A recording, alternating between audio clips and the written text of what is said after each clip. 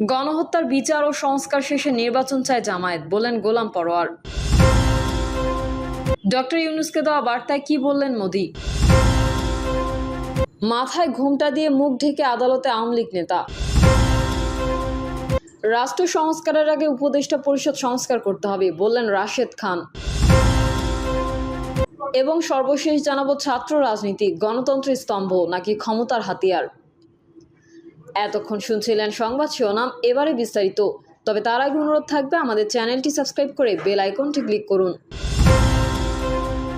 গণহত্যার বিচার ও সংস্কার শেষে নির্বাচন চায় জামায়াত, বললেন গোলাম পরোয়ার। জুলাই আন্দোলনে গণহত্যাকারীদের দৃশ্যমান বিচার ও প্রয়োজনীয় সংস্কার শেষে নির্বাচন চায় জামায়াত বলে জানিয়েছেন জামায়াতের সেক্রেটারি জেনারেল অধ্যাপক মিয়া গোলাম পরোয়ার। জামায়াতের সেক্রেটারি জেনারেল বলেন, অবাধ, সুষ্ঠু, নিরপেক্ষ নির্বাচনের পরিবেশ তৈরি করেই নির্বাচন দিতে হবে, অন্যথায় পূর্বের মতো বিতর্কিত নির্বাচন অনুষ্ঠিত হবে।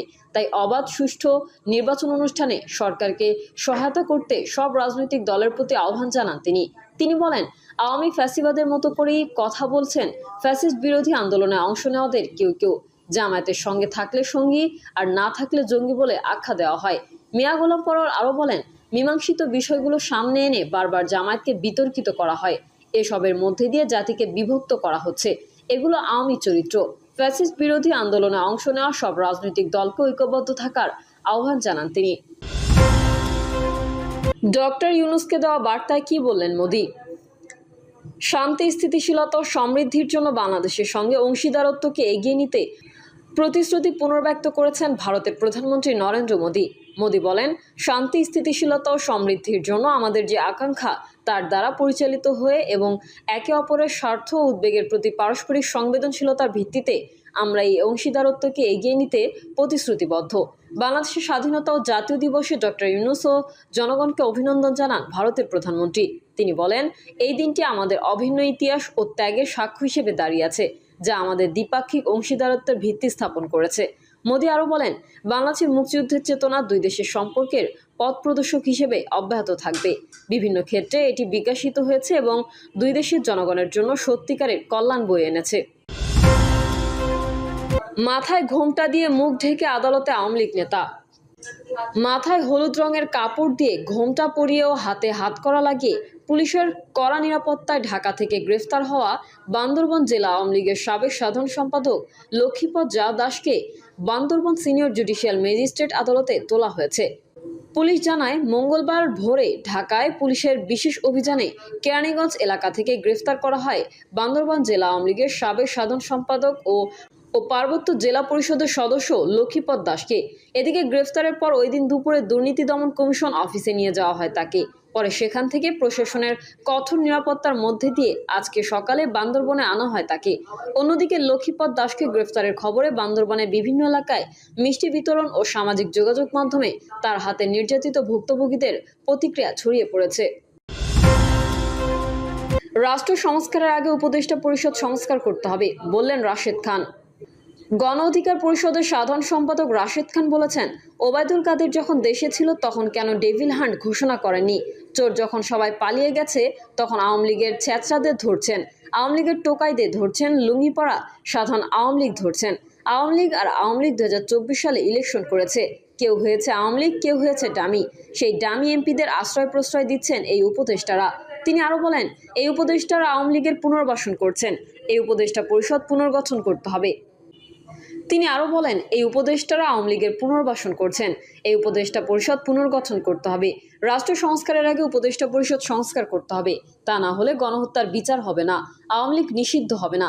একই সঙ্গে এদেশের নির্বাচন নিয়ে সন্দেহ সংশয় আছে। তিনি আরও বলেন, সেনাবাহিনীকে জনগণের মুখোমুখি দাঁড় করালে আর একটি ১-১১ সৃষ্টি হবে। এতে করে হাসিনা এবং তার দল আওয়ামী লীগ ফিরে আসবে। আওয়ামী লীগকে ফিরিয়ে আনার জন্য সেনাবাহিনীর মধ্যে এই ষড়যন্ত্র শুরু হয়েছে। রাশেদ খান বলেন, গণহত্যার বিচার নিয়ে তালবাহানা চলবে না। গণহত্যার বিচার দীর্ঘমেয়াদী করলে আওয়ামী লীগের বিচার এদেশে হবে না। আগামী 6 মাসের মধ্যে আওয়ামী লীগের যারা অপরাধী এদের বিচারের আওতায় এনে রায় দিতে হবে এবং 2 মাসের মধ্যে তাদের ফাঁসি দিয়ে গণহত্যার বিচারের দাবি জানান তিনি। গণ অধিকার পরিষদের সাধারণ সম্পাদক বলেন, এই যে আমাদের সেনাবাহিনীকে জনগণের মুখোমুখি দাঁড় করানোর ষড়যন্ত্র চলছে, এই গণ অভ্যুত্থানে সেনাবাহিনীর কি কোনো ভূমিকা নেই? সেনাবাহিনী যদি ভূমিকা না রাখতো তাহলে কোনো গণ অভ্যুত্থান বাংলাদেশে হতো না।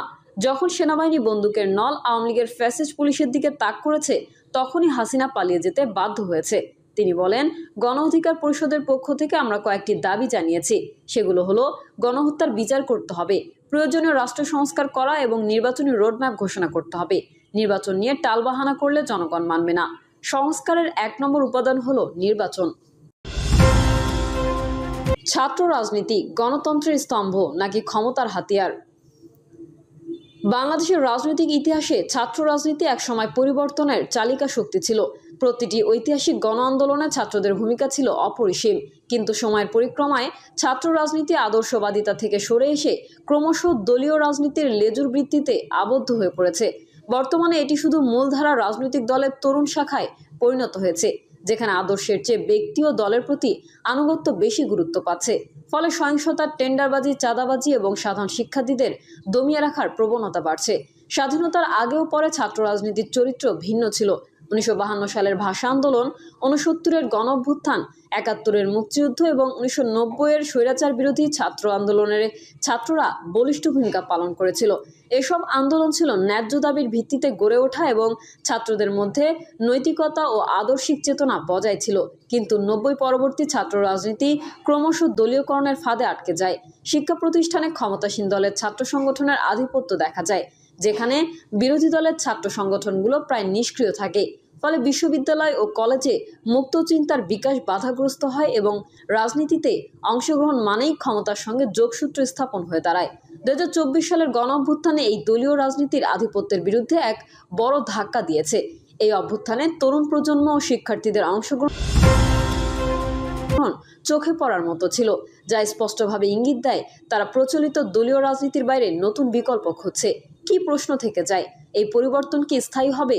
নতুন রাজনৈতিক বন্দোবস্ত কেমন হবে, কিংবা কিভাবে ছাত্র রাজনীতি পুনর্গঠন করা যায়?